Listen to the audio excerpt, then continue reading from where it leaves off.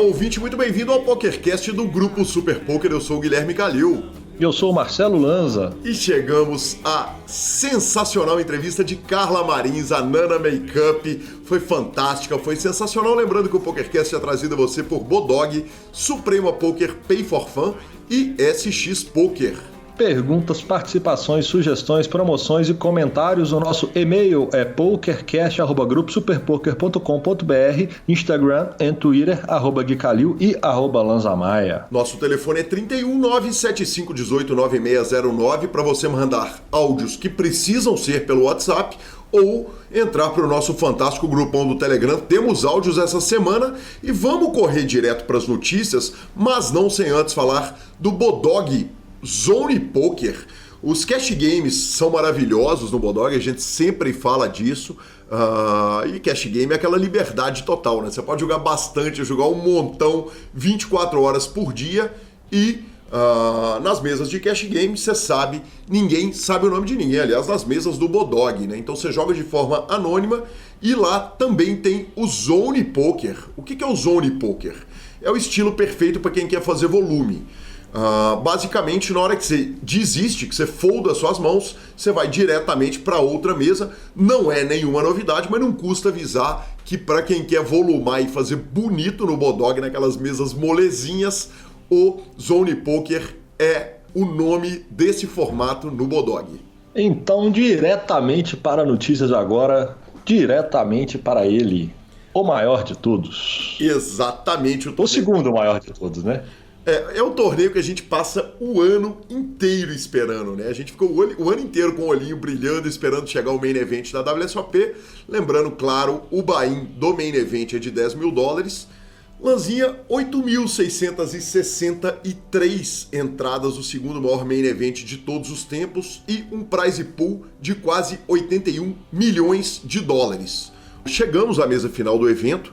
E quem está puxando a fila é o jogador da Noruega, o Espen Jorstad, que é uma piranha do jogo online, um profissional do jogo online. E na mesa final a gente chegou com as seguintes bandeiras: Estados Unidos, 4 jogadores; Reino Unido, olha, 2 jogadores, um da Austrália, um da Croácia, um canadense e, claro, o nosso chip leader norueguês. A mesa vai acontecer essa noite e, obviamente, no programa que vem a gente vai trazer tudo para o ouvinte do PokerCast. E falando dos 5 melhores brasileiros no main event, o Douglas Lopes ficou com a 197ª colocação. Lembrando, foram mais de 8.600 jogadores, levou $52.900. Thiago Pirani, que se classificou pelo Super Poker, pela promoção do Super Poker, foi o 4º melhor brasileiro, levou $62 mil na posição 157. Na terceira colocação, ele, o homem, a lenda, entrevistado pelo PokerCast, o Rodrigo Semeghini, ficou em 116, levou $62.500. Mesma premiação do Rafael Mota, que ficou na posição de número 108. E o melhor brasileiro, disparadaço, foi Henry Fischer, que ficou na posição de número 55, levou $145.800. Então, parabéns à brasileirada aí, que nos deixou sonhando e forraram uma nota. Vamos que vamos. Parabéns. Lembrando que eu joguei esse evento, né? Que homem, né? Tá aqui, tá na pauta, professor. Tá na pauta, mano? Tá Deixa pra mais tarde? Exatamente. Então vamos direto pro evento número 71, $1.111, One More for One Drop no Limit Hold'em. 5.702 entradas, o campeão foi o Mike Alice. E tivemos na mesa final Leonardo Souza, do Brasil, $146 mil ele levou. Na 16ª colocação, Anderson Cardoso, que levou $27 mil, quase $28 mil. Na 42ª, Lali Tournier levou $15K e Hugo Torres levou $10K na 61ª. Juntinho ali, João Simão levou $9 mil, lembrando valores sempre arredondados. Evento número 72, $1.500 Mixed, Pot Limit Omaha High-Low Eight Better ou Omaha High-Low Eight Better Big O. Exatamente, 771 entradas, primeiro bracelete do Bradley Anderson, $196 mil. Evento número 73, $1.500 Res. Anota aí que tem mais mesa final do Brasil, 383 entradas, campeão puxou seu segundo bracelete, Daniel Strelitz, norte-americano, $116 mil. Na quinta colocação, Sérgio Braga, velha guarda do pôquer nacional, levou 25 mil dólares. 48º, ele, o homem, a lenda, Yuri Zivialevski, 2.600 dólares. Evento número 74.500 dólares, Bounty, Pot Limit Omaha 800. 1.390 entradas, o Pei Li do Canadá levou 190 mil dólares. E olha ele aí, 13ª colocação, Francisco Baruffi levou 10k. 14ª colocação, João Augusto Pimenta Bueno levou 8.346 dólares. E Vivi Saliba forra de novo num torneio relacionado a Pot Limit Omaha. Que fenômeno, levou quase 7 mil dólares. Evento número 75, 777 Lux Sevens, No Limit Hold'em 7-Hand. Tome-lhe 7. Olha, tudo 7, né, cara? O torneio é 7-Handed, o torneio é o Lucky Sevens, o Bahia 777 dólares. As entradas foram 6.891. O Gregory Thébault, da França, levou, adivinha quanto? 777.777 dólares. Evento número 76, 1.979 dólares, Poker Hall of Fame Bounty, No Limit Hold'em. 865 entradas nesse torneio Bounty, Lanz, e anota mais uma mesa final para o Brasil, para variar para quem, né? Primeiro falando do campeão, Jin Hong, da Coreia do Sul, levou 276 mil dólares. Sexto colocado, Yuri Zivialevski, levou 46.791 dólares. Ainda tivemos Ramon Kropmans na 38ª colocação para 6.400. Esse que tinha de ser o evento do Seven Lux, né? Evento número 77. Exatamente. Evento número 77, 1.500 dólares, Mixed, No Limit Hold'em, Pot Limit Omaha 800. Segundo bracelete do Sandeep Pulsani, norte-americano, levou 278 mil dólares. Evento número 78, 2.500 dólares, No Limit Hold'em. O número total de entradas foi 1.364. Grande campeão, Sebastião Albé do Canadá, levou 500 mil dólares. Olha o Brasil. 23ª colocação, Marcos Esther Cotter, levou 17 mil dólares. Caio Almeida, de Curitiba, levou 14 mil dólares. E Luiz Camei levou 14 mil dólares também pela 35ª colocação. Evento número 78, 10 mil dólares, RES Championship. Falando em mesa final do Brasil, falando em grandes nomes do Brasil, 125 entradas. Campeão foi o francês Julien Martini, 329 mil dólares. Felipe Mojave Ramos, como eles dizem lá, levou 84.683 dólares pela 5ª colocação. E tome-lhe mesa final do Brasil no evento número 80, 600 dólares, Mixed, No Limit Hold'em, Pot Limit Omaha Deep Stack 800. 2.107 entradas. Quem levou o título foi Romans Vojtovs, de Látvia, levou 159 mil dólares, mas a 4ª colocação do querido Francisco Baruffi, 54 mil doletas, ele que passou aqui pelo PokerCast também. Aliás, quantos nomes a gente citou aqui que já passaram no PokerCast? Fenômeno, né, senhor? Simplesmente um fenômeno, pé quentíssimo. Sensacional. E tivemos o escolhido do Hall da Fama. Ganhei a aposta do senhor, né, Lanzinha? Acabei runando bem ali, não acreditava, não achava que ele ia entrar, mas Lane Fleck é o jogador que foi eleito para o Hall da Fama, ele morreu há um ano. Pelo jeito, Lanzinha, não é uma boa ideia, né, cara, querer entrar para o Hall da Fama, porque só entra quem morre, né? Ele tem na carreira um total de 6 braceletes da WSOP e ele virou o back-to-back Fleck, já falamos aqui, depois que ele ganhou 2 torneios consecutivos, o Legends of Poker, em agosto de 99. Depois ele ainda repetiu, ganhando 2 eventos consecutivos nos anos de 2002 e 2003 na WSOP.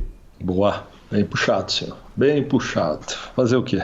Eles têm que começar daqui a pouco a colocar 2 títulos por ano, né? Um que tá vivo e um póstumo. Exatamente, aí fica ruim.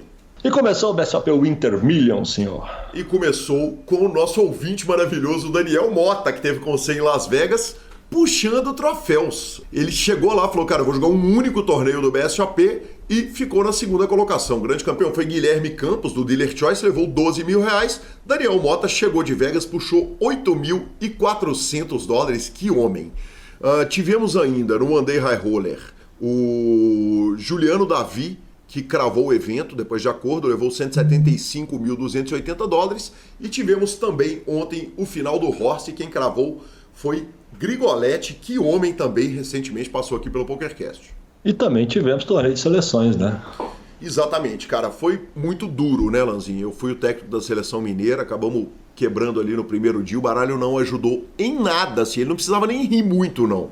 Era ele rir um pouquinho, mas, infelizmente, eu volto, tô sofrendo bullying violentíssimo, né, dos nossos amigos queridos todos, Felipe BDM, Leonardo Cansado, até o próprio Marcelo Lanza fez o seu bullyingzinho, não podia ser diferente.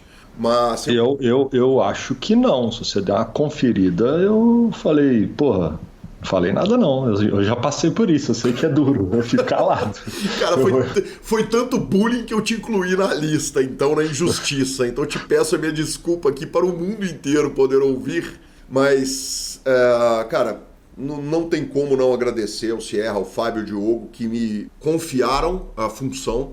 Agradecer ao Rendel, que fez a cobertura aqui, uma cobertura, por sinal, sensacional lá no Instagram do Sierra. E agradecer, claro, aos 6 atletas, Fábio Issa, Samantha Caiafa, Bruno Machala, Lúcio Lima, Pitão FMG e o seu Rubens Bom Tempo. Foi absolutamente sensacional poder viver essa experiência de novo, ainda que tenha sido muito doída a eliminação. E parabéns para o Paraná, que cravou o torneio mais uma vez, fenomenal. Um time de gigantes. E que conta, né? E que conta, porque escalado no Paraná estava ninguém menos do que a lenda Zinhão, que acabou que foi passando, está em Vegas, pediu uma substituição e o parceiro que entrou no lugar dele ganhou os 3 HU. Exatamente. Então, não, ele ganhou, ele fez 2-0 nos 2 HUs, era melhor de 3, ele não perdeu nenhum. Foi o Rei Alisson, cara. A seleção também tinha Dai, né? Lepo, tanta gente boa. Não, a seleção maravilhosa, a seleção top. Eu só tô brincando porque ele mesmo brincou no Instagram hoje e fala, cara, eu não faria igual. Então, bem puxado. Bem puxado. E vamos à palavra da Pay for Fun, que é a sua carteira digital com cartão de crédito pré-pago. E, Lanzinha, você lembra dos 300 de Esparta? Pô, como não, né? Pois é, eu imaginei que você lembrava. Não são 300 de Esparta, são 300 sites agregados agora na Pay for Fun. Então você pode transacionar suas fichas entre 300 sites de pôquer e aposta. Isso é absolutamente sensacional. Você vai abrir sua conta para usar o site e o cartão de crédito que eu já uso. Abra, claro, pelo link do programa que você nos ajuda, e ficamos com a palavra de Rodrigo Garrido.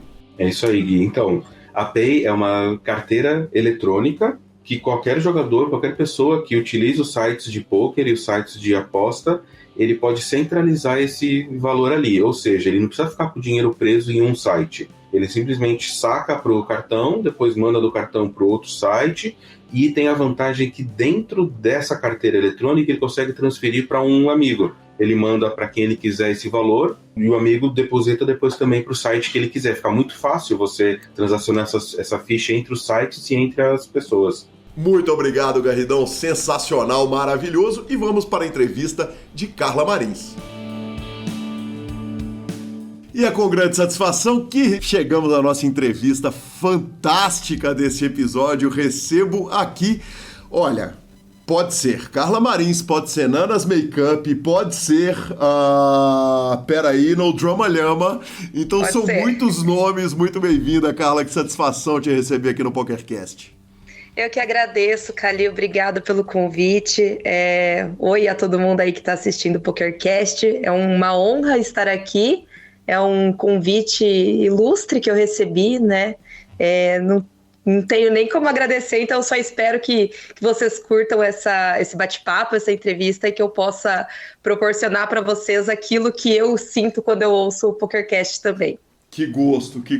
E receber a informação de que você nos ouve com frequência é uma honra ainda maior. E a mensagem Sim. que você colocou hoje, vale avisar para quem está ouvindo que hoje você falou que estava há pouco tempo procurando, né,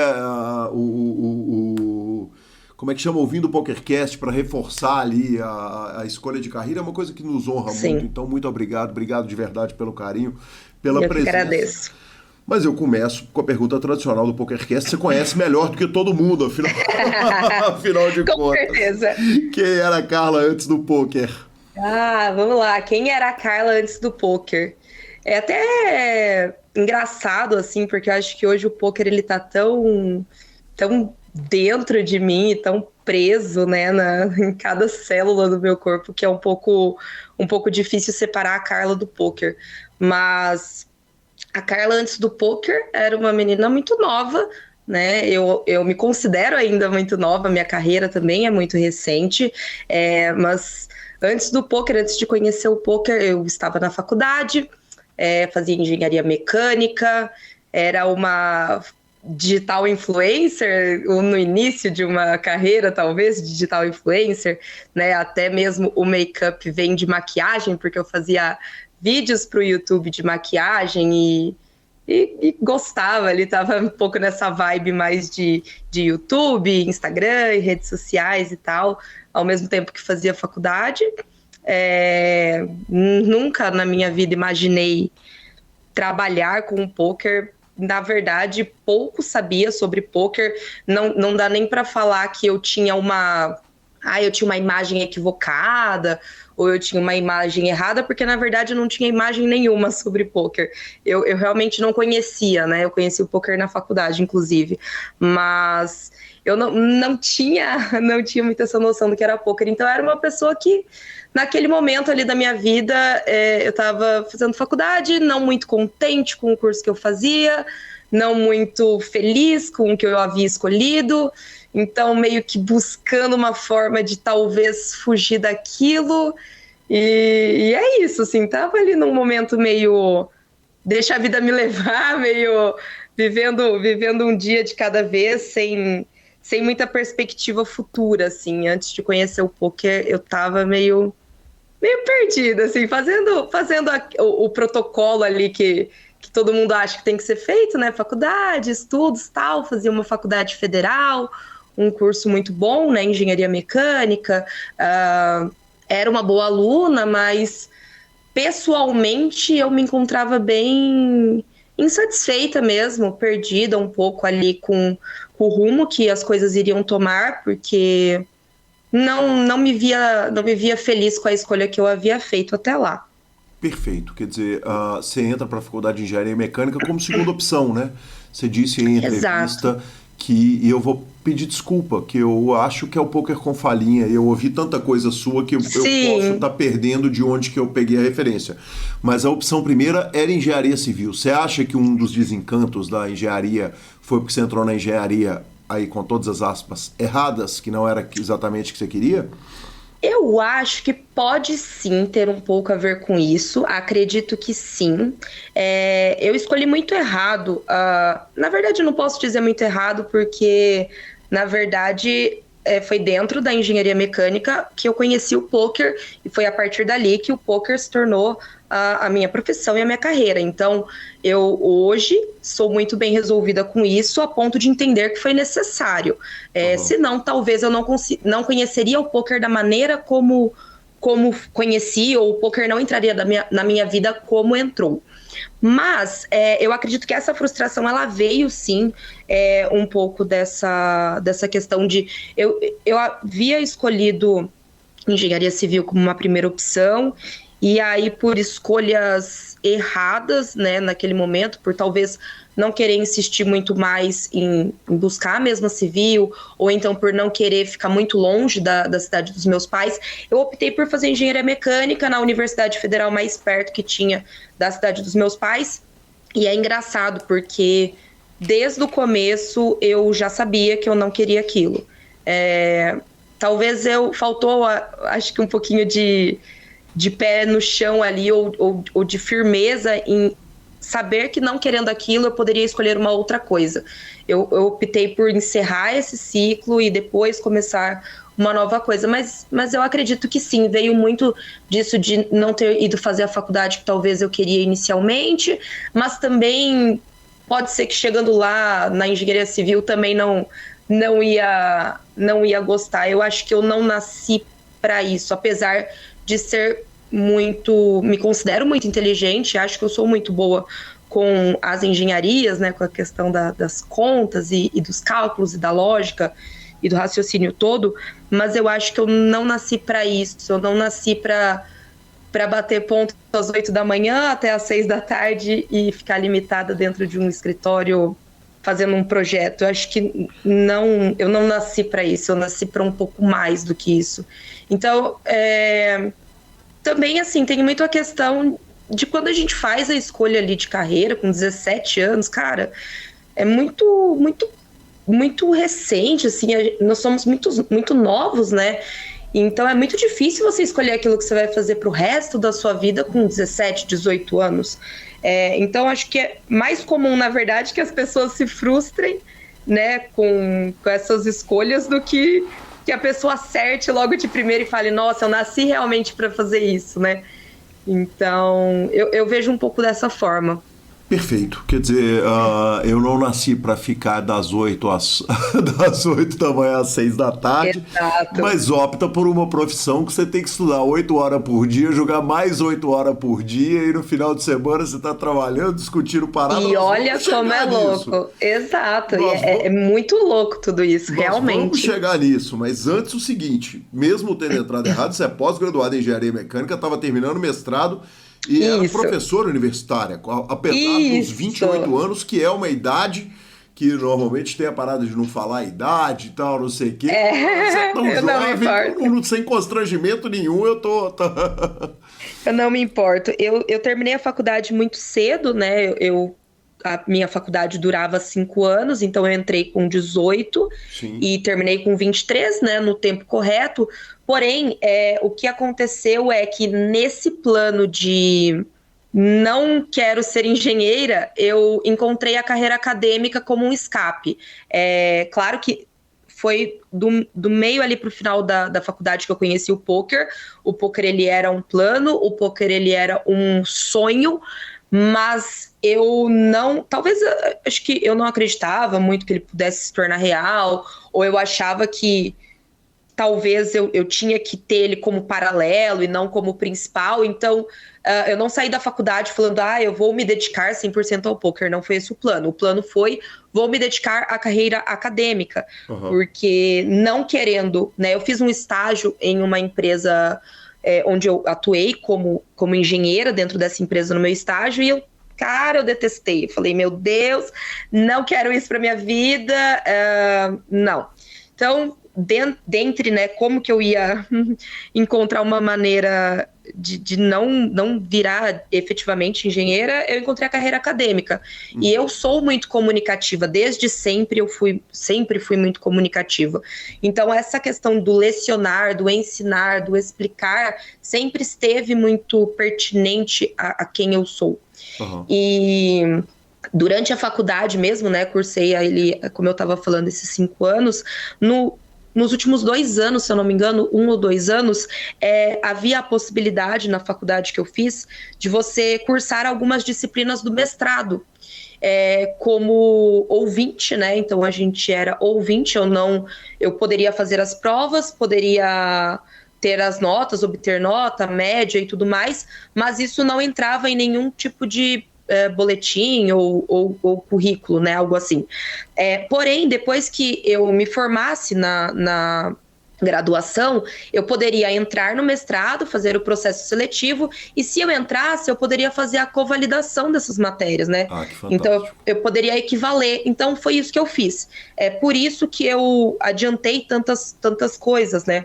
Quando eu terminei a faculdade, ali em 2017, eu já havia cursado algumas disciplinas do mestrado, e nisso, terminando a faculdade, eu participei do processo seletivo, e claro, né, aquela questão do network, tudo isso que você cria ali, para quem já esteve ali na carreira acadêmica, sabe que tudo isso tem muita validade, né? Então, eu já tinha ali um bom know-how de professores e tudo mais, e acabei entrando muito fácil no mestrado, né, da UTF-PR, que era a universidade que eu cursava. E entrei no mestrado em engenharia de materiais, e aí logo eu finalizei as matérias que eu precisava, dei início à pesquisa, e também, em paralelo a tudo isso, cursei uma pós-graduação em docência do ensino, justamente voltado para essa área de docência, né, para essa área de dar aula em universidade. E assim, eu me formei, eu me lembro que minha formatura Eu peguei o meu diploma dia 10 de agosto, se eu não me engano. Dia 17 de agosto eu estava empregada. Eu estava assinando meu contrato para dar aula.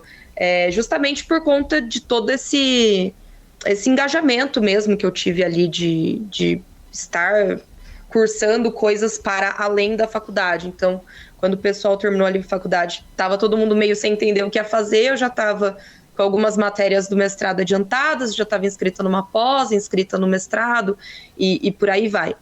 E aí foi assim, dei aula de 2017 a 2020. De engenharia de materiais? Não, eu fui professora de TCC, né? Então, de trabalho de conclusão de curso. Sim. A universidade que eu trabalhei, na verdade, eu trabalhei na Kroton, é um grupo educacional, e a Kroton, ela abrange diversas faculdades. Então, Pitágoras, Anhanguera, não me lembro mais, assim, famosas agora, Unopar, diversas faculdades, né, ao redor do Brasil. É um grupo educacional. E eu era professora deste grupo educacional. Então, o meu trabalho ele era 100% online. Eu era professora e orientadora da disciplina de trabalho de conclusão de curso de todas essas universidades. Então, todo semestre, o próprio sistema distribuía para mim, às vezes 500, às vezes 1.000 alunos por semestre, e aí eu tinha que orientar todos eles, mas sempre na engenharia mecânica, sempre dentro do curso onde eu era formada. Então, eu fui orientadora eu não tenho noção, se eu colocar 1.000 alunos por semestre, vezes 8 semestres que eu trabalhei mais ou menos, devem ter dado aí uns 8.000 alunos que eu fui professora. Então, tudo isso me deu uma bagagem enorme, né? Não tem nem como falar que não. Que demais.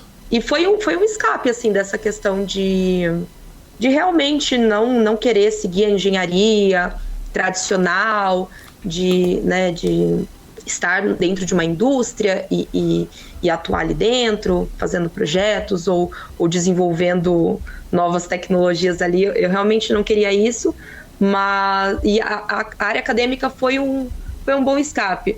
Infelizmente, também não era realizada ali dentro. Eu era muito boa no que eu fazia, mas ali para o final, né, 2020, eu já estava bem conectada com o poker, e aí eu já sabia que o poker era o que eu queria, né? Faltava, assim, era questão de um tempinho até que eu conseguisse realmente me desligar de e ficar 100% focada no poker, né? Mas Carla, é isso. No meio desse processo, já tem uma entrada de digital influencer antes do poker. Porque aí eu vou lá no seu YouTube e já tem uma Carla que está ensinando a fazer make-up, ensinando a fazer hambúrguer, indo no clube de poker jogar, mostrando apartamento, mostrando aplicativo de celular. Tem essa. Quer dizer, teve um olhar já para a rede social antes da entrada oficial no poker, porque é importante a gente apontar o seguinte: apesar da ascensão meteórica, como bem disse o Sketch, na preparação para essa pauta, a sua carreira é curta, né? Quer dizer, efetivamente você profissionaliza em 2018, correto? 2019 eu entro pro Forbet, a partir dali. Então tenho 3 anos de poker. Perfeito. Então, quer dizer, vamos falar um pouquinho, antes da gente entrar, e nós vamos correndo já pro poker, mas vamos falar um pouquinho dessa carreira de influenciadora digital, que queira ou não queira, bem ou mal, tem 80 mil seguidores ali no YouTube, no canal. Inclusive, engraçado há 3 que eu anos não tenho... postar. Então, eu não tenho nem a senha mais no meu YouTube, Calil. Me bloquearam para acessar meu YouTube. Eu perdi monetização, eu não tenho acesso, eu não sei mais nem o que acontece lá, porque era um e-mail muito antigo, muito, muito antigo. E era um e-mail da Hotmail, que nem existe mais. E aí eu tento recuperar esse e-mail e não consigo. Então eu não tenho mais nem acesso ao meu YouTube. Mas assim... Vou até um pouco para trás ali do YouTube. Eu sempre fui aquela criança aparecida. Sempre. Isso faz parte da minha personalidade. Eu sempre fui a pra frente, aquela que estava liderando a turma, falando na frente de todo mundo, e falava mais alto, e liderava as coisas. Então eu sempre fui aparecida, desde sempre. E não diferentemente, quando surgiu ali a internet e eu tive ali meu primeiro computador, notebook, enfim, eu tinha 12 anos, 13 por aí, eu comecei ali a gostar ali da internet, curtia essa questão, as primeiras redes sociais que estavam surgindo e tal, e lá para os meus 15 anos, acho que foi isso, eu comecei a acompanhar algumas youtubers de maquiagem, e eu achava aquilo muito legal. Adolescente, né, pô, curtia pra caramba, me maquiar e tudo mais. E, obviamente, Aparecida do jeito que eu era, pensei, por que não ter o meu próprio canal? E criei o meu canal, acho que com 15 ou 16 anos, algo assim. E como meu canal começou como um canal de maquiagem, inclusive, quando eu tinha essa idade ali entre 15 e 18 anos, eu fui maquiadora por um período curto, mas assim, fazendo maquiagens para eventos, para pessoal da minha cidade, né, e tudo mais. Gostava muito de maquiagem e ensinava no YouTube. E aí aconteceu que em 2014 eu era uma adolescente bem gordinha, assim, e eu emagreci bastante. E contei no meu canal do YouTube como eu tinha feito para emagrecer, e comecei a falar dessa questão de dieta, vida saudável, e aí meu canal cresceu muito, né? Acho que na época eu tinha 60, 70 mil inscritos, assim, mais ou menos 50, 60. E para 2014, 2015, isso era muita coisa, né? Isso era, meu Deus, famosa. Então eu me tornei a menina famosa da minha cidade. Eu sou de Ourinhos, interior de São Paulo, uma cidade de 100 e poucos mil habitantes, 100 e pouquinho. Então eu era a menina famosa da cidade. E aí o YouTube era isso aí, era o meu 5 minutos de fama. Tava grana, Carla? Cara, não, pior que não, porque tiveram, na verdade, alguns meses que eu lembro que eu ganhei relativamente bem, assim, com o meu canal, mas o dólar também, ele era muito, era 2-1, 3-1, então também não era muito aquela coisa, assim. Eu lembro que no meu canal demorou um pouco para ser monetizado, e assim, não dava muito dinheiro. O que eu lembro que eu ganhei dinheiro com o YouTube, não muito também, eu também não tinha a menor noção de valor, de como cobrar. Eu fiz algumas também ninguém tinha, né, Carla, naquela época? Não tinha. E minha intenção, sei lá, eu comecei aquilo como meio que, sei lá, vamos fazer isso aqui, depois eu vejo o que dá. Eu fiz algumas publicidades, fiz para Óticas Carol, fiz para Avon, fiz... Não, na Renner eu não fiz. A Renner era eu indo lá, acho que comprando as coisas e mostrando. Mas eu lembro que eu fiz para Avon, fiz para Óticas Carol.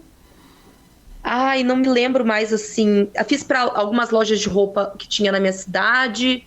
Então, aconteceram algumas publicidades, assim, mas era muito num local de... Ninguém entendia muito bem o que era aquilo, como hoje, por exemplo. Hoje você vê, as digitais influencers são um estouro, né? Mas aquilo durou ali até a hora que realmente eu fui tomada basicamente pelo poker. Depois não sobrou mais tempo para isso e ficou, né? As boas lembranças ficaram. E sou muito grata a muita gente, inclusive, que me acompanha vem dessa época. Mas ficou, sabe? Foi um passado muito legal, que me ensinou muito sobre comunicação, né? Você responder ali as pessoas que te acompanham e entender que tem pessoas que te acompanham. Me ensinou bastante. Eu era muito nova, mas eu aprendi bastante. E aí junto, né, depois ainda teve a carreira acadêmica, que também requer essa questão de comunicação de maneira... uma linguagem um pouco mais adequada e um pouco mais correta ali, um posicionamento um pouco mais sério. Acho que todas essas fases que eu tive, elas contribuíram para hoje, né? Para o momento que eu me encontro hoje. Eu sou muito grata por tudo isso. E assim... Carla, deixa eu te... Todo mundo... Não, claro. Deixa eu te interromper para te fazer uma pergunta. Quando você olha, porque essa eu preciso ser justo, Porque quando os meninos que eram dos games e vêm pro PokerCast e contam que aquilo não dava grana, eu vim pro poker e tal, eu sempre pergunto o seguinte: agora olhando em retrospecto e olhando pro tamanho que os games ficaram, se arrepende, parte seu coração você não ter ficado lá, que você ia ter pego uma água limpa? A mesma pergunta cabe para você, porque, quer dizer, com 70 mil pessoas, se você conseguisse manter um crescimento até hoje, quer dizer, é um dinheiro que jogador do poker nenhum ganha. Obviamente que se tivesse acontecido a coisa por lá. Eu já pensei sobre isso algumas vezes, e é uma pergunta que eu acho que eu não vou nunca ter uma resposta absoluta, porque eu não vivenciei, né? Eu não dei o segmento. Eu acho que potencial para ter dado certo eu tinha, concordo, e acho que sim, mas eu acho que talvez tomaria uma proporção para um lado que eu perderia talvez a minha essência, ou perderia um pouco aquilo que eu sou, ou que eu nasci para ser.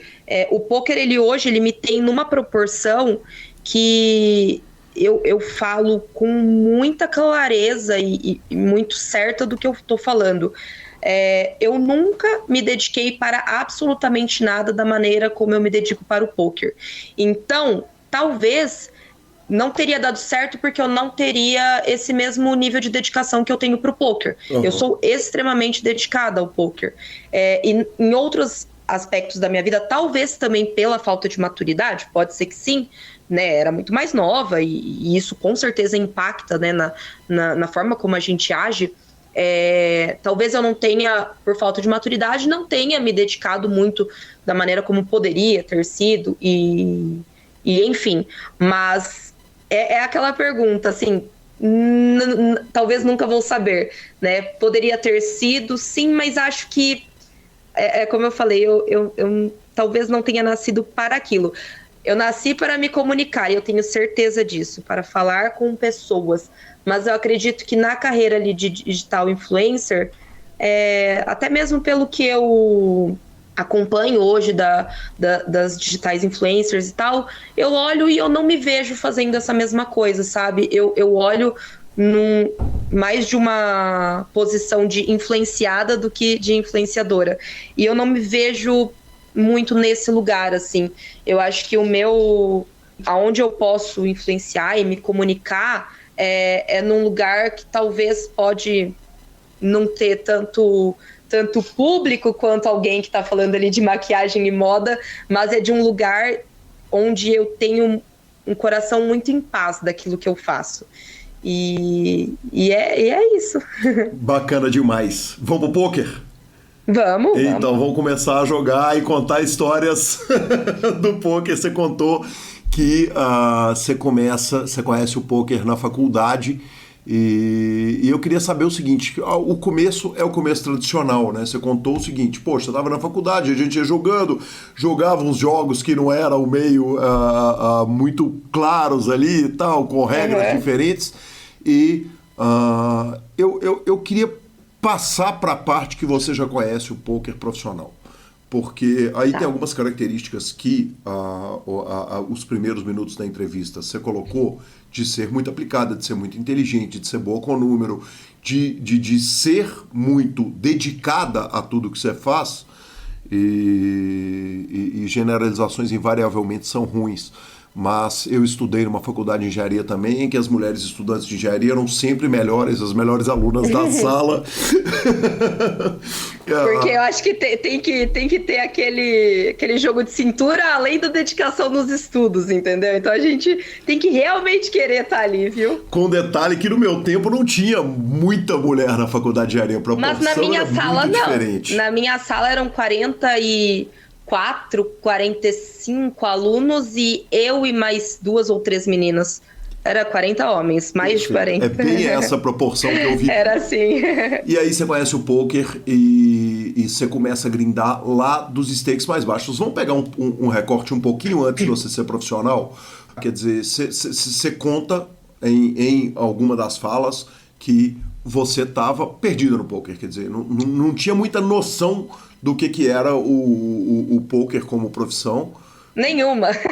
Exatamente. Pouca noção é elogio, não tinha nenhuma. A decisão, eu vou ser jogadora de pôquer, ela vem antes de conhecer o pôquer, é isso? A decisão... Olha, o dia que eu joguei pôquer, a primeira vez, meu olho brilhou de um jeito muito diferente. Hoje eu consegui enxergar que talvez, óbvio, por não entender bem como o jogo funcionava, eu bati o olho e falei, meu Deus, vou ficar rica. Uhum. Aqui vou ficar milionária. Descobri a fórmula do dinheiro. Eu não tive um comecinho de carreira ali, como alguns profissionais teve, que estourou e só depositou uma vez e nunca mais perdeu. Não, muito pelo contrário. Eu fui a pessoa que quebrou várias vezes. Eu não entendia nada. Eu realmente estava num lugar de quem não entendia nada. Eu conheci o poker, falei, legal, gostei desse joguinho, sem entender muito bem as regras. Criei conta, tinha uma plataforma que se chamava Tower Torneios, acho que era isso. Sim. E colocava assim, $10, jogava torneio de 1, de 5, não entendia muito bem o que estava acontecendo.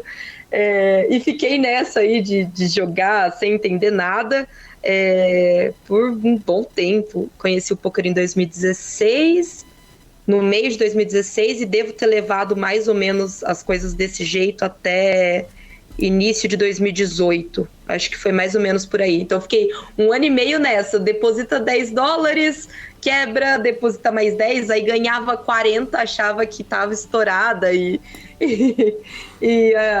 ganhar muito dinheiro, não tinha noção nenhuma assim disso. Tava bem perdida.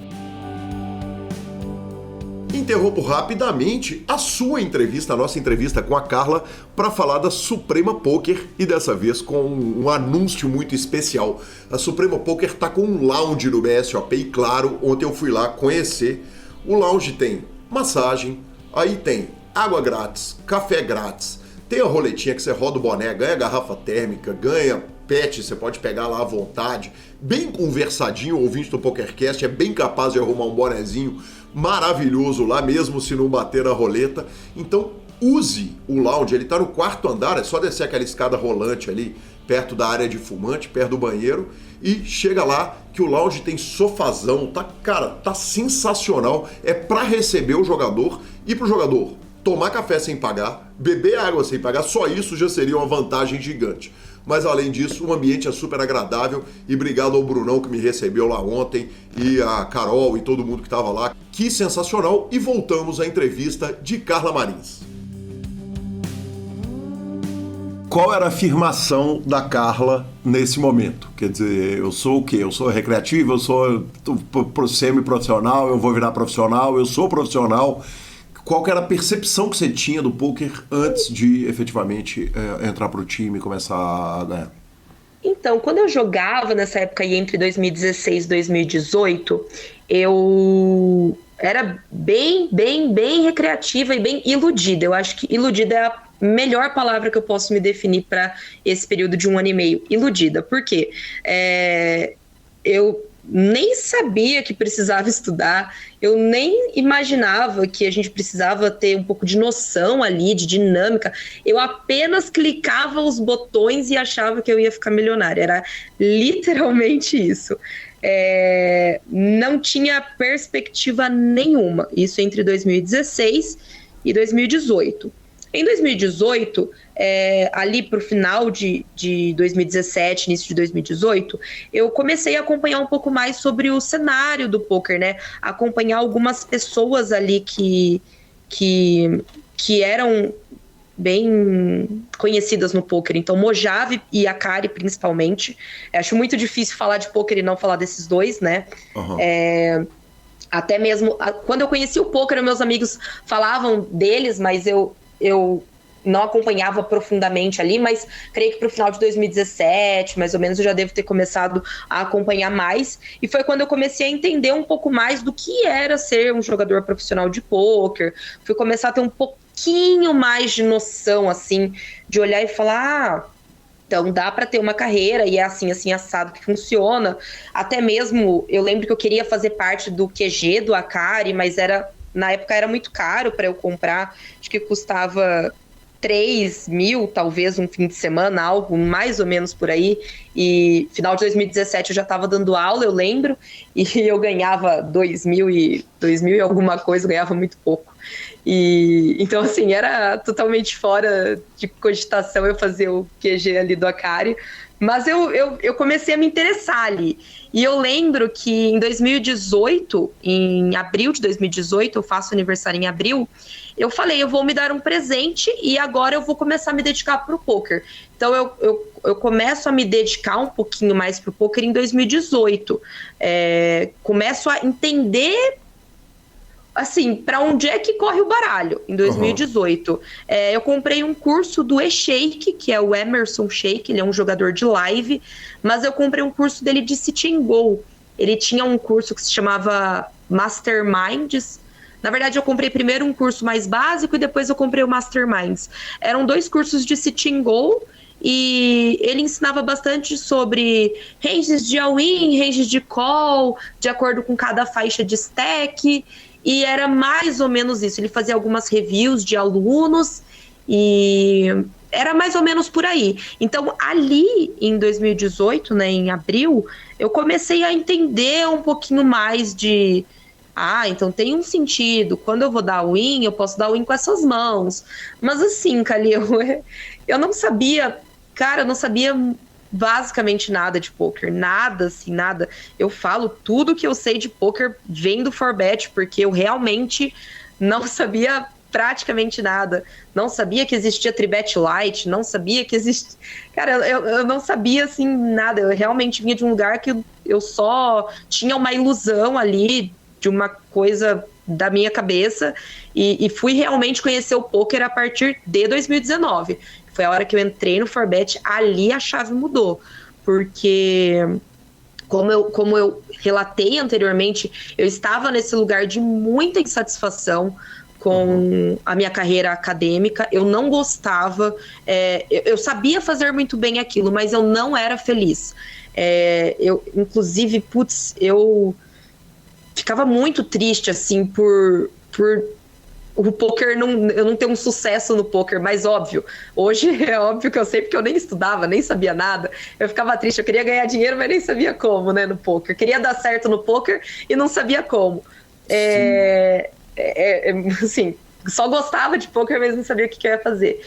E em 2019, quando eu entro pro 4Bet, eu me agarro naquela oportunidade igual uma pessoa se afogando no meio do mar se agarra numa boia. Exatamente dessa forma. Se a gente pode fazer um comparativo, é dessa forma que eu enxergo a minha entrada no 4Bet. Foi a mudança de vida, assim, foi a esperança que eu tinha. Perfeito. Você lembra o que você dizia, quer dizer, ou para casa ou para si mesma, quer dizer, entre 2016 e 2018?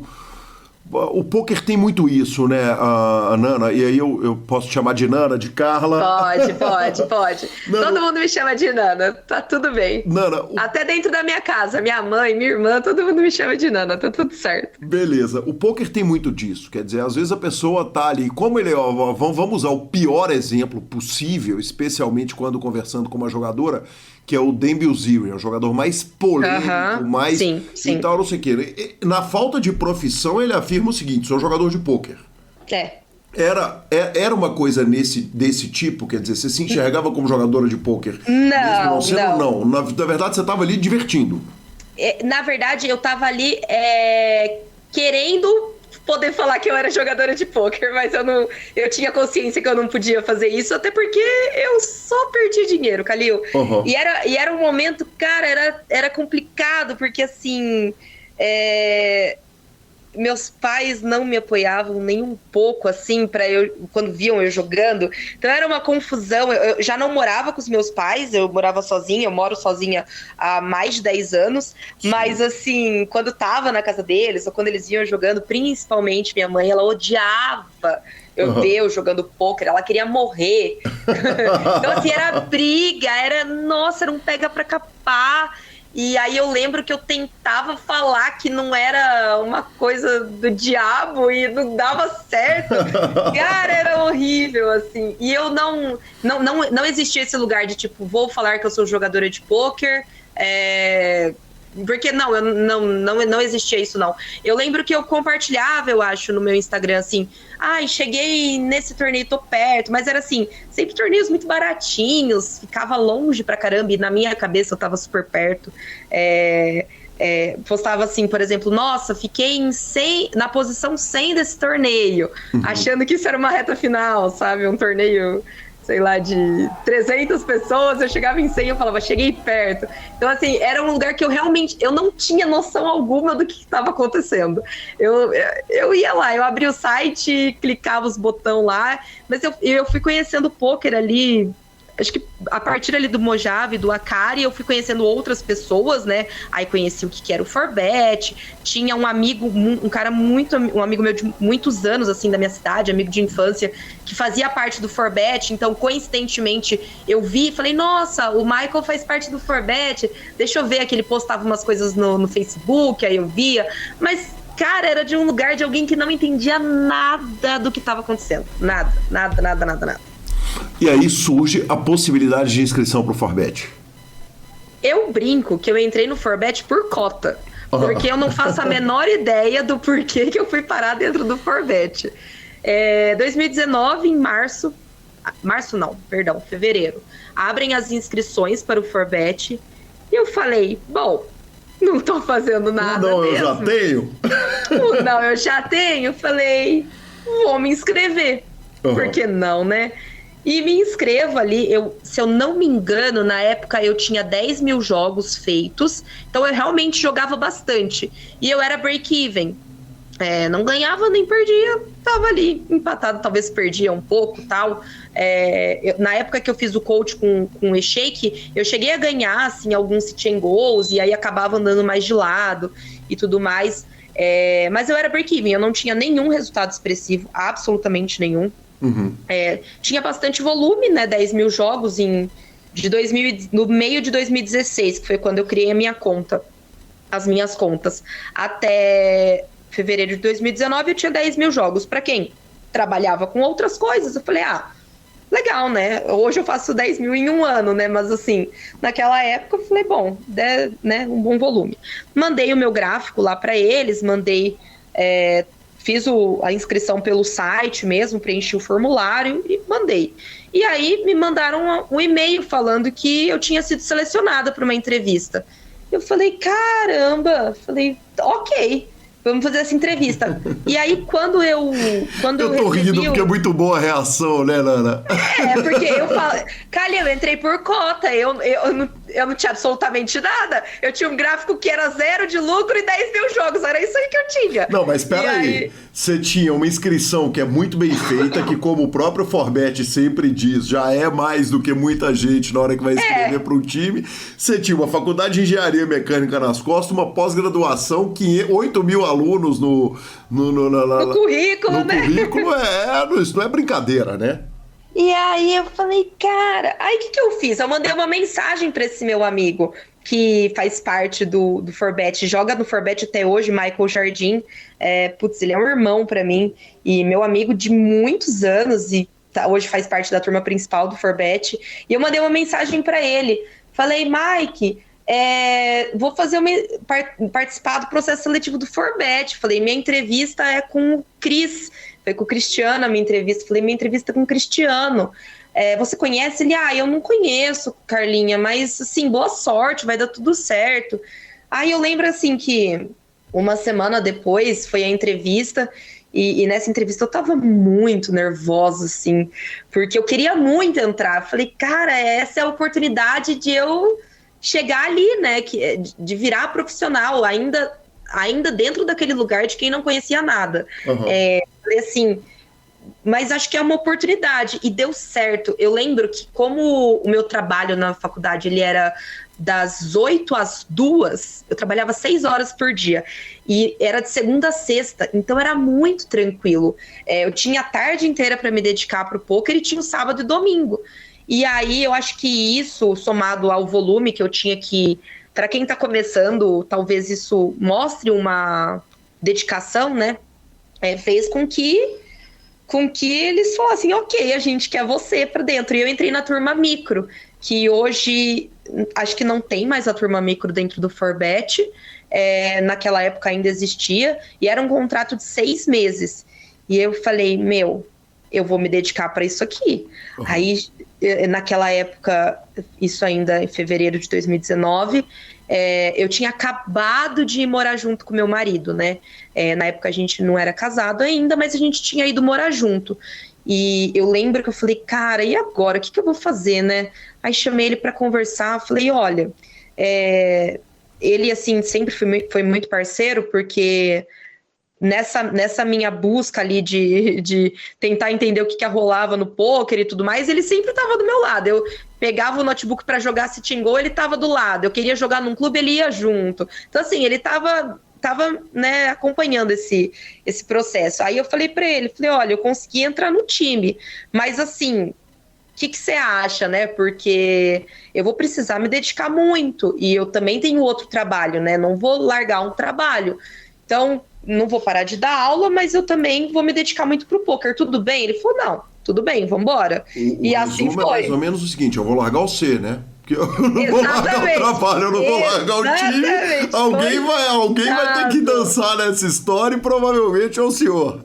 Exatamente, coitado. Eu não sei se eu teria essa mesma dedicação que ele teve, não, viu? Porque, olha, tem que gostar demais para aceitar isso aí. Ele falou, vambora, é o que você quer? Tudo bem, então você vai fazer aquilo que você quer. Se você acredita que você, né, precisa fazer isso, nasceu para isso, vai que eu acredito em você também. E aí tem uma fala do Murilo Resch, que me ajudou pra caramba na construção dessa pauta. Aliás, eu preciso agradecer a ele. Vou agradecer também as outras pessoas que participaram da pauta ao longo da caminhada aqui. Mas o Murilo disse o seguinte, a Nana trabalhava, mas ela era, da turma do micro, a pessoa que punha mais volume. Era um negócio impressionante, porque apesar dela não ter dedicação exclusiva, ela metia mais volume que todo mundo. É verdade. Cara, eu realmente fiz o que eu falei de me agarrar como bote salva-vida. O Forbet foi a oportunidade de mudar a minha vida. Eu queria fazer aquilo, não sabia como, e o Forbet foi a porta que me abriram para fazer isso dar certo, para trilhar, né, para percorrer o caminho ali. Eu não pulei nenhuma etapa, eu passei cada degrauzinho que eu deveria ter passado ali, desde quando eu entrei no micro, eu entrei na turma mais baixa, passei, né, turma a turma, e fiz realmente, percorri ali o caminho das pedras. E o poker, ele requer dedicação, e eu sabia disso. Então eu entrei sabendo que eu iria fazer aquilo dar certo. Não havia outra hipótese, eu ia fazer dar certo. Então, eu cheguei com os 2 pés na porta e falei, cara, eu vou fazer isso aqui virar. E realmente, eu me dedicava muito, eu grindava muito. Inclusive, foi esse ano que eu consegui dar um pouco de stop, assim, de colocar umas folgas e aproveitar um pouco mais a vida, porque desde 2019 até o final do ano passado era um ritmo insano de muito grind. E de tipo, é isso, bala. Então, assim, era muita dedicação mesmo, assim. Hoje eu tenho, acho que, 40 e alguns mil jogos. Eu entrei no Forbet com 10 mil, então eu tenho 3 anos de time e mais de 30 mil jogos feitos. Uhum. Então, realmente é aquilo. Dedicação, muita dedicação. Perfeito, e o sketch aponta exatamente isso, quer dizer, foi uma subida de stakes que ela parte do zero, o que é muito raro, e ela não pula etapa nenhuma. Tinha uma ansiedade louca, Nana? Muito. Cara, assim, eu nunca fui quem almejava o high stakes ou algo muito grande em relação à ABI dentro do poker, mas eu almejava o destaque. Uhum. Eu gosto do destaque, eu gosto de chegar ali com as minhas próprias pernas e falar, eu venci isso aqui. E eu venci esse leak, eu venci esse torneio, eu venci essa fase, eu venci esse mindset, eu gosto do desafio de me destacar ali, de falar, venci isso aqui. Então, o volume foi algo que eu me destaquei, na turma que acho que depois que eu subi, eu fui uma das primeiras a ter um big hit da turma. Então, sabe assim, essas conquistas, assim, elas me alimentam de uma maneira muito positiva, assim. E isso vem de toda a minha existência, eu sempre fui assim. E realmente, essa questão do volume, cara, eu sempre fui muito grinder. Sempre fez parte de mim ser muito grinder. Foi sempre uma característica positiva, né, para a carreira do poker. Claro que isso também influenciou negativamente a vida pessoal, não tem como, né, não dá para... O dia só tem 24 horas, né, então, para todo mundo. Sim. Mas fazer muito volume ali no micro, realmente, cara, sempre foi assim. Foi no micro, foi nas outras turmas que eu subi depois, foi assim desde sempre. Eu sempre, até mesmo agora, fazendo lives, eu consigo continuar fazendo um volume alto. Faz parte, acho que, da minha característica como jogador, assim, eu sou grinder. E eu gosto de ser grinder. Ser grinder é uma parte do equilíbrio do jogador de pôquer, a outra parte é estudar uma barbaridade. Você já vinha de uma canseira de estudo, né? Teoricamente, para a vida adulta normal dos anos 90, do começo dos anos 2000, teoricamente você já tinha estudado tudo que você tinha que estudar na vida para ser o que você queria ser. É verdade. Além de você ser uma mega grinder e de ter passado etapa por etapa, e nós vamos chegar nas etapas, você era super estudiosa, era mais aplicada da aula, era a primeira a chegar e era a que mais estudava fora de sala? Com certeza. E assim, você tá falando de dentro do poker, certo? Sim, tô falando de dentro do poker, eu tô falando do Forbet, especificamente.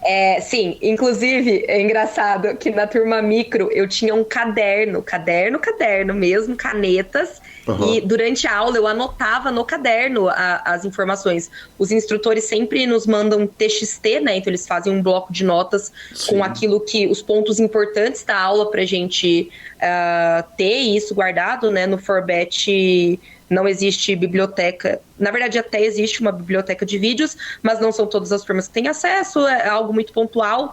E então, ali na turma micro, tal, a gente, obviamente, tinha acesso às aulas ao vivo, e não podendo gravar e não tendo acesso a nenhuma biblioteca, tinha o TXT. Só que eu era aquela coisa de aplicada, então eu tinha um caderno, eu anotava no caderno, e o pessoal me falava assim, me pedia, né, falava assim, Carla, você tem as informações do caderno e tal, e eu mandava foto do meu caderno pro pessoal, eu passava ali, tirava foto e passava pelo Skype, a gente usava Skype na época, mandava pelo Skype e falava, minhas informações estão aqui. Né? O xerox da cola, quer dizer, aquela cola de 3 dias antes da prova, o seu caderno era o caderno usado. Eu era essa pessoa, então assim, eu era muito nerdzinha da turma, e eu interrompi, perguntava e enchia o saco dos instrutores.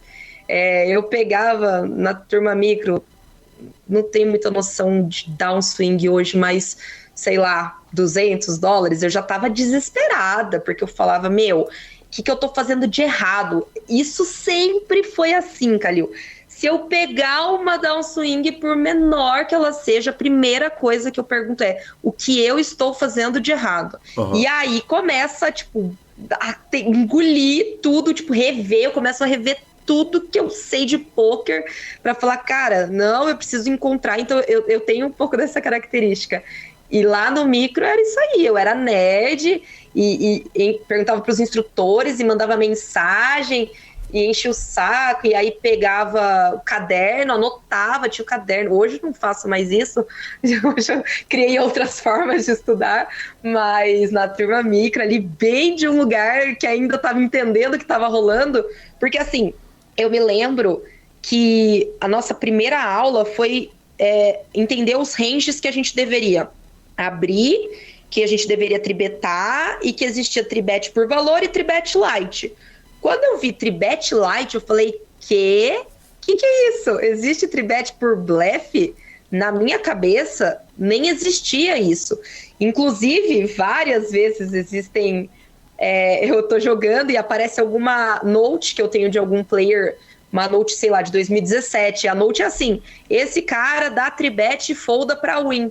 Porque na minha cabeça não existia. Se você tribetou, você vai pagar o all-in. Não existia a questão de tribetar e não pagar um all-in.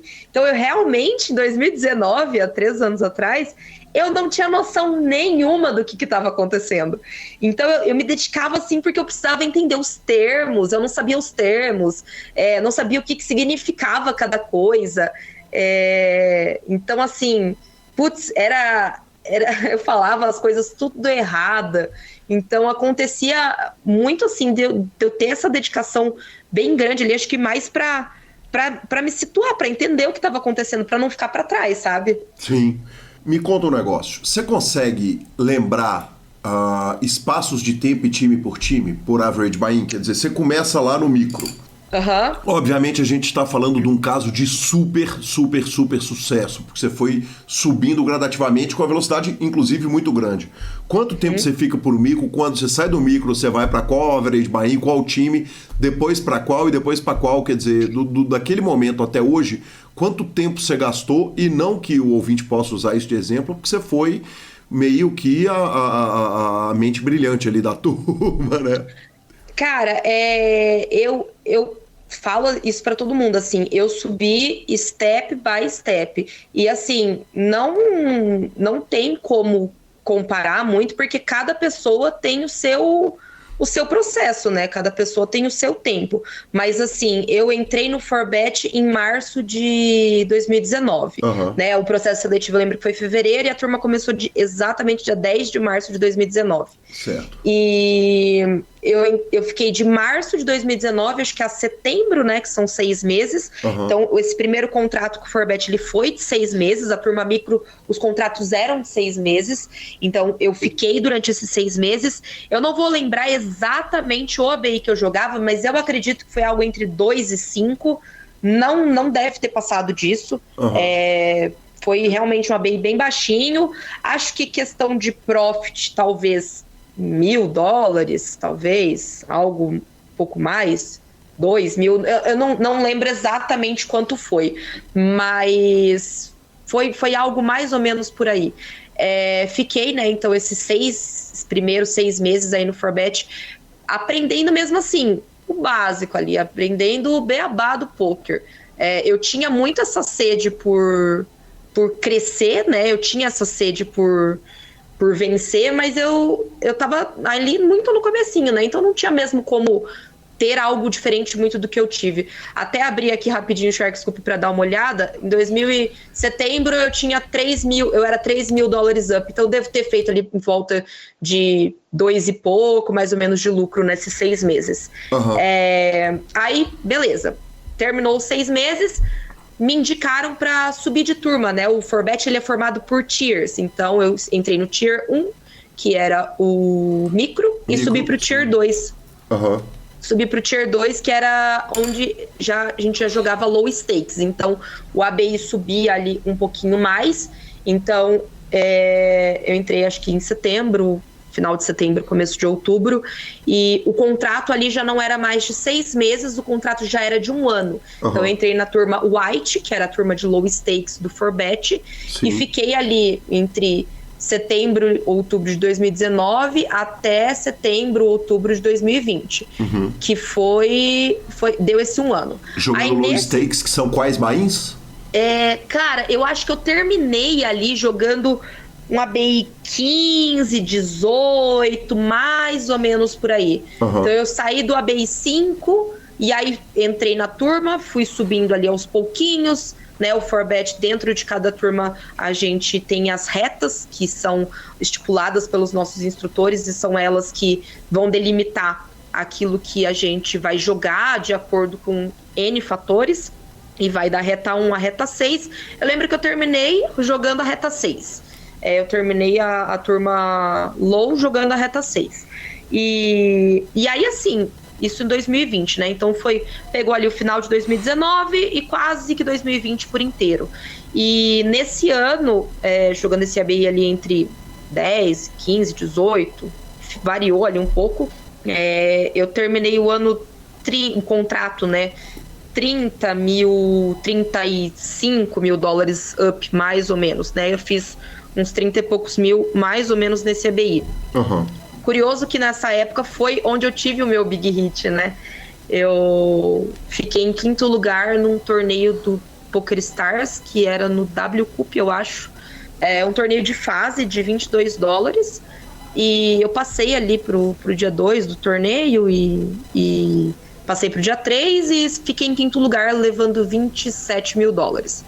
Então, eu me lembro que antes desse hit, eu tava uns 20 e poucos mil dólares pra frente ali no contrato, up, né, naquele ano.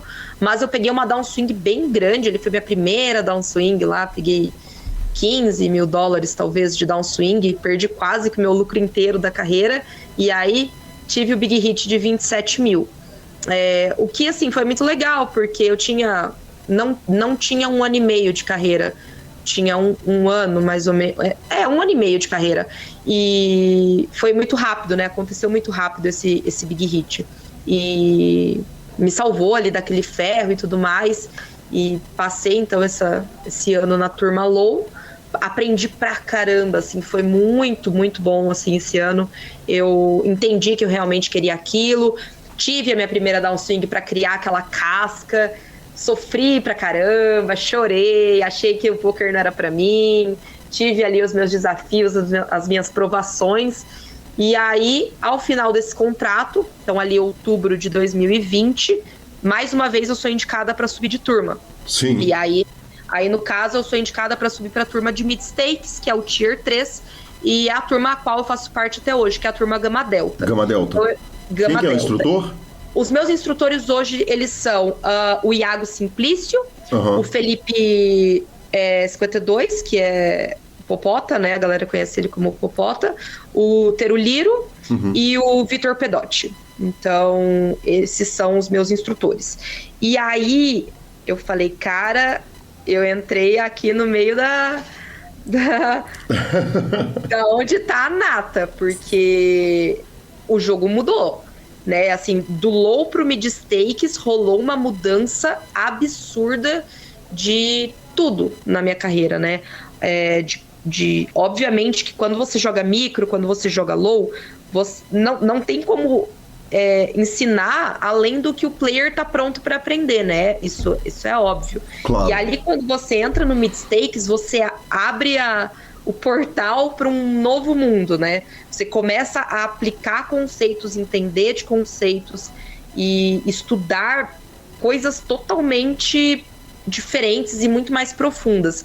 Então, entrando ali na turma Gama Delta em outubro de 2021, né, outubro de 2020, perdão, o ano retrasado, eu passei por alguns meses, quase que o ano inteiro, me adaptando a tudo isso, porque eu estava vindo de uma subida muito boa, estava vindo de um crescimento muito top, tive um big hit, estava ali me achando a pica das galáxias do poker. Aí eu caí num lugar que eu falei, pera, não é bem por aí, o poker precisa de muito mais do que big hit, né? Porque o big hit vem, mas a variância também vem. Sim. E aí eu fiquei ali entre 2021, outubro, até o começo desse ano, subindo ali pouco, né? Subindo ali meu gráfico, mas já não naquele ritmo muito grande, mas assim, de uma maneira um pouco mais lenta, porém absorvendo muito conhecimento e, cara, passando por algumas provações difíceis, assim, cara, foi um ano muito difícil. Entre 2020 até dezembro do ano passado, minha carreira, ela é muito curta, mas ela é intensa, né? São 3 anos de carreira, mas 3 anos muito intensos.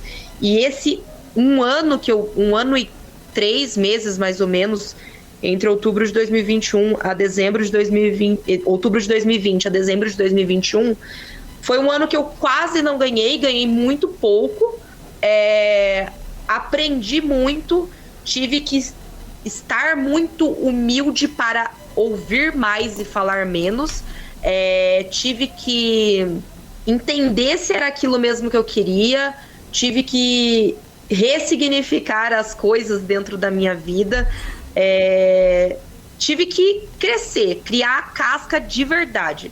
Eu tive que me preparar para aquilo que eu tô colhendo hoje. Foi um ano de muita... Foi um ano e 3 meses de preparação, de semeadura. Então, carpinar o lote, plantar a semente e regar, para poder colher agora.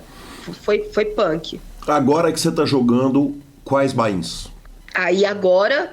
Hoje eu jogo mais ou menos ali um ABI 40, continuo na turma Gama Delta, justamente por esse ano que eu tive, que não foi um ano, né, o ano passado não foi um ano de muito destaque em relação ao meu profit, né, os meus instrutores, tivemos uma conversa, e eles me sugeriram continuar na turma Gama Delta, que é a turma de Mid-States, ao invés de eu subir, até porque o próximo passo é a turma principal do Forbet, e eles me falaram, né, na maior verdade, e eu de maneira alguma iria me opor a isso, porque acredito que eles realmente tenham propriedade no que eles estão falando. Eles falaram, olha, Carla, a gente acha que você ainda não está no momento de jogar mais caro, de subir mesmo, a gente acha que você ainda vai explodir, e eles profetizaram isso, amém, porque aconteceu, mas assim, eles falaram, a gente acredita que você vai explodir, mas falta um pouco ainda, então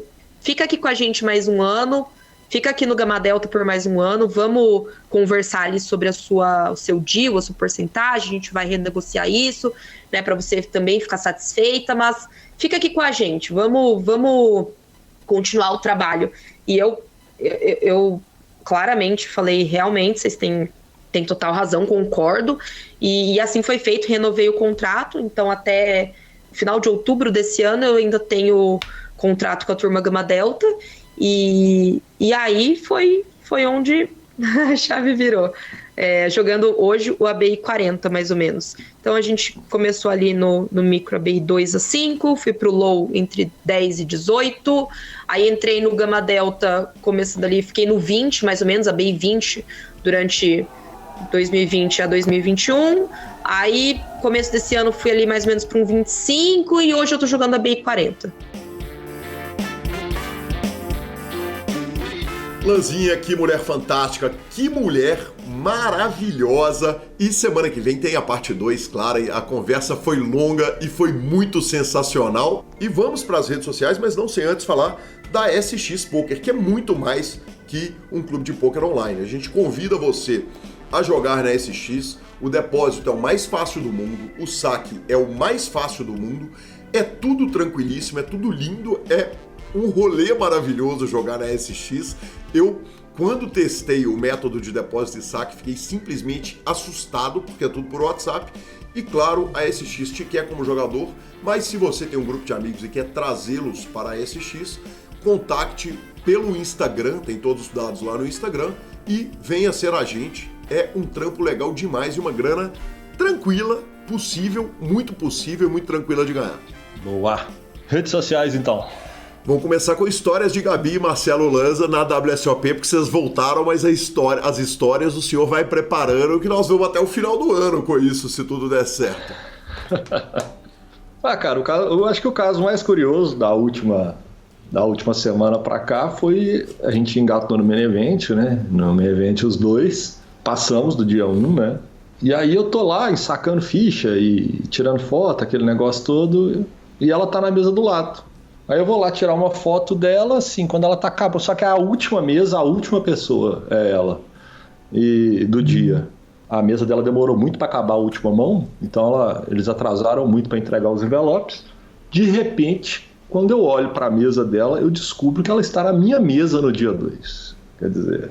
Nós não estamos falando de um dia que tem 4 mesas na WSOP, né, Lanzinha? Não, se eu não me engano, eram 780 mesas. Que conta, meu Deus! E aí eu fui lá na direção do evento, conversar com eles muito atenciosos e tal, e falaram, cara, não podemos mudar, é dia 2, né? Não podemos mudar. Me deu falinha ainda, cuidado pra você não dormir no sofá e tudo mais. E aí falaram, não, vem no dia seguinte e pra gente poder ver o que pode ser feito. Aí, antes de começar o dia 2, nós chegamos lá, apresentamos porque é desconfortável, não só pra mim e pra ela, mas pra todo mundo. O cara olha a mesa dela, tá lá assim, 2 Lanza na mesma mesa, né? E fora o carinho. Oi? Fora o carinho. Bora. E para evitar qualquer tipo de desconforto da parte deles, ou da minha parte, ou da parte da Gabi, a gente foi na direção de novo do torneio. E aí já tinham lugares mais disponíveis, e aí eles fizeram a movimentação da gente nas mesas e deu tudo certo. Acabou que Gabi caiu no meio final do dia 2. Eu consegui avançar pro dia 3 ainda, foi muito legal avançar pro dia 3, quer dizer, meu primeiro WSOP Main Event, eu peguei um dia 3 ali e caí ali a pouco mais de 5 a 6 horas da bolha do dinheiro. Mas esteve bom, foi divertido. É um torneio realmente, assim, nós comentamos sobre o torneio, vimos ele na TV anos a fio, né?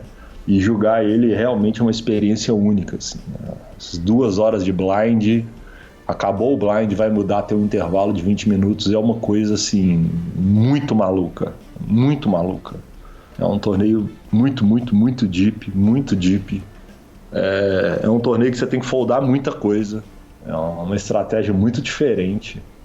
Acabou que eu realmente fiquei muito dead card, assim, tanto no dia 1, eu fui dar uma ronadinha 30 minutos finais ali, que aí eu consegui passar bem, quanto no dia 2, eu praticamente consegui manter o meu stack, quer dizer, foram 12 horas jogando para ter ganhado 3.000 fichas, que foi para mim uma alegria enorme. E no dia 3 também, infelizmente, não consegui pegar nenhum valor. Os valores que eu pegava eram valores médios, e aí a mesa começa a agressivar, que começa a entrar em, vamos falar assim, apesar de 5, 6 horas uma reta de bolha, os stacks começam a volumar, e aí você começa... Foi a primeira vez que eu comecei a entrar na zona de 20 blinds, 25 bebês, que é tão normal em todos os torneios. Mas aí a turma já está com muita ficha. E você abre, aí começa a ter muito tribet, muito forbet, muito raise. Então não deu, mas como experiência foi maravilhoso demais. Maravilhoso, jogamos junto, mano. Me mande seu Pix, meu patrão, que eu faço questão de pagar minha parte com muita urgência, claro, descontando a aposta do Lady Fleck que eu ganhei do senhor. O senhor nunca perde tudo, né? Ainda bem, né? One time. Uma coisa importante para eu apontar é o seguinte: o BSOP tá maravilhoso. Agora, o carinho que eu recebi aqui do Field, tanto pelo PokerCast quanto pelas transmissões que venho fazendo no Super Poker, foi uma coisa simplesmente sensacional. Então, muito obrigado a todo mundo que manifestou carinho. Eu tô, obviamente, dando vexame, porque a dificuldade agora com nomes, eu tô atribuindo isso a Covid, apesar de não ser culpa dela, viu? Mas tá duro, é muito nome, é muita gente, mas tá absolutamente fantástico. Eu vou lembrar uma tuitada aqui que eu vi semana passada, que eu achei maravilhosa. O Spraggs, que é o marido da Marli Cordeiro, tuitou o seguinte: me falaram que eu não posso mais jogar o Main Event da WSOP porque eu não tenho mais fichas. Que loucura, fecha aspas. Acontece, né? Eles falam, né? Se você não tiver ficha, não pode jogar. Mas não sei, né? É o que dizem, exatamente. Cara, tivemos uma falhinha maravilhosa, né? O rádio tava contando a respeito de Las Vegas e falou: pô, Calil, porque como você sabe, eu sempre ando com a garrafa de Jack Daniels na mochila. E o Guilherme Decour, o Gui 12, instantaneamente meteu o seguinte: pra caso de picada de cobra, né, rádio? Cara, eu ri muito. Também, aliviador, pelo menos. Também, ele falou: o problema é que ele anda com a garrafa de Jack Daniels na mochila e a sucuri, só para ele poder tomar mordida e beber o whisky. Sensacional, rádio é sempre maravilhoso. E o Gui também, né, cara? O Guilherme Feijó nos mandou esse áudio maravilhoso elogiando a entrevista de Breno e do Ivan. Ouve aí. Fala, Calil. Feijó aqui, seu xará de Brasília, tudo bom? Cara, passando rapidinho para dar um feedback. Ouvi agora, nesses últimos dias, de pronto aí os 2 episódios da viagem do Breno com o Ivan, cara, que ficou muito legal, cara. Esse formato aí, o antes, o depois, falando muito de poker, muita curiosidade, ao mesmo tempo passando da vida deles, de técnica, enfim, muito legal. Só para dar esse feedback aí positivo. Um formato um pouco diferente, mas que eu achei muito bacana, viu, Gui? Parabéns aí pelo ótimo trabalho de sempre. Sensacional, obrigado, meu xará de Brasília. E aguarde, né? Porque a entrevista do Royal Salute tá chegando e vai ser absolutamente maravilhosa. Antes de você falar o próximo, lembrando que o Gui Decor e o Rodrigo Garrido fizeram um evento, né? Como é que chama? De estudo. O Congresso Brasileiro de Mixed Games. Um Congresso Brasileiro de Mixed Games. Que coisa maravilhosa, hein? Que coisa sensacional. Parabéns pela iniciativa. Sensacional. Vai ser um curso, né? Com os dois gigantes. Eles vão estar ensinando estratégias avançadas de Mixed Games. É a comunidade de Mixed Games do Brasil que tá brilhando, né, Lanzinha? Não, só você ver os resultados, assim, o que a brasileirada tá apertando a turma nos Mixed Games é piada, hein? Piada, cara. E esse congresso é simplesmente imperdível, o valor tá muito justo.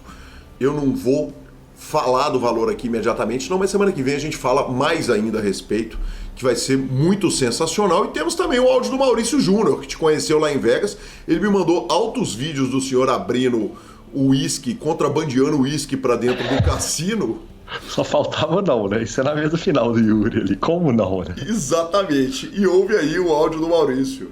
Ô, Calil, o Lanza mandou um abraço pra mim no último podcast que eu vi, só que ele falou o nome da cidade errado. Ele falou Houston, mas eu moro em São Francisco. Mas é o mesmo Maurício Júnior que ele mandou. Perfeito, então tá feita a correção. Ele não é de Houston, é de São Francisco. Grande abraço, vamos que vamos, que satisfação. E pelos próprios vídeos e áudios dá pra entender o motivo pelo qual eu tô errando os nomes, né? Exatamente. Errando a cidade, né? O nome da cidade. Né? Sem surpresa alguma. Bora de finalização? Bora de finalização. Superpoker.com.br, tudo sobre poker no Brasil e no mundo. Onde tem poker, no Super Poker está. Na aba de clubes, a guia de clubes do Brasil, onde jogar é agenda diária de torneios. Na aba de vídeos e no YouTube, transmissões ao vivo. Essa semana tem um monte de BSOP. Análises técnicas, programas de humor, entrevistas icônicas, enfim, um montão de coisas. E mibilisca.com, cobertura mão a mão de torneios pelo Brasil e pelo mundo. Dica cultural. Lanzinha zerado, cara. BSOP, 7 dias de transmissão no torneiozão lá do Sierra, mais BSOP. Não vi nada essa semana. Cara, eu vi, você acredita? Que homem. Engatei numa madrugada aqui na série Miss Marvel, da Disney Plus, que eles soltaram, 6 episódiozinhos, uma série mais adolescente, mas confesso que me diverti bastante. Leve, boa, bacana. A Marvel deu uma expandida, né? Ela, pelo que eu tô vendo, ela tem uma necessidade, porque a turma que começou ali nos Vingadores cresceu. Passaram-se 10 a 11 anos, então imagina que esse público de 10 já está com 21, 22 anos, então ela precisa de começar a reconquistar públicos mais jovens, e ela só tem o Homem-Aranha para fazer isso. Então eu acredito que é uma estratégia dela de colocar um pouquinho coisa mais leve para poder tentar trazer essa meninada. E ao mesmo tempo que eu estou falando da meninada, engatei também em The Boys, 3ª temporada, que começa completamente hardcore e parece que só piora, porque The Boys está cada vez mais hardcore, mais politicamente incorreto, e eu tô no 3º episódio ali me divertindo horrores. É pra eu assistir essa 3ª temporada, Lanzinha? Cara, ela começa com um grau de sangue, explosão e putaria fora do padrão, assim. Ah, então acho que é, né? Nesse caso, isso é um sim. Eu acho que isso responde sua pergunta. Muito obrigado. @Gui Calil e @LanzaMaia são os nossos Instagrams e Twitters. O PokerCast é trazido a você pela Bodog, pela Suprema Poker, pela Pay for Fun e pela SX Poker. E toda vez que você joga no SX, faça o cartão Pay for Fun ou usa o cartão Pay for Fun, joga na Suprema e joga no Bodog, você está diretamente apoiando esse programa. Estamos no Spotify, Deezer, YouTube, Amazon Music e Podcast Players. Nos indique, nos dê 5 estrelas. E a edição é do Rodolfo Vidal, o fantástico, que essa semana eu já comecei pedindo desculpa fora do ar e até que foi sem engasgo, hein, Lanzinha? Foi fino, foi redondo, andou redondo. Um grande abraço a todos e até a próxima semana. Valeu, até lá. If you line and give until I'm your man, you win some, lose some, it's all the same to me. If there's is to play, it makes no difference by the shade. I can shadow green, the only kind game is the ace of spades, the ace of spades.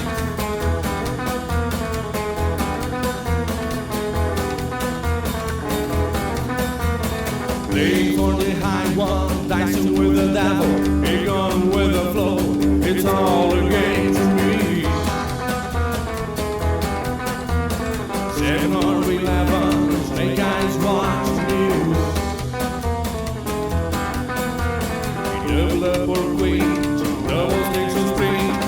ace of spades, the ace of spades.